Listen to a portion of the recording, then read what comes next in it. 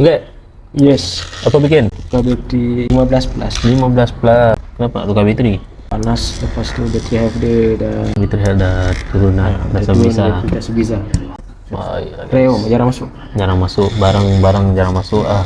Lalu Pro Max biasa lah. Plus ni Plus jarang jarang masuk. Sebab biasanya plus ni bateri tahan kan. Tapi ni kali ni kita jumpa juga yang dah tak tahan dah. Gas pun 4, 5, 6, 7, 8 kali guys.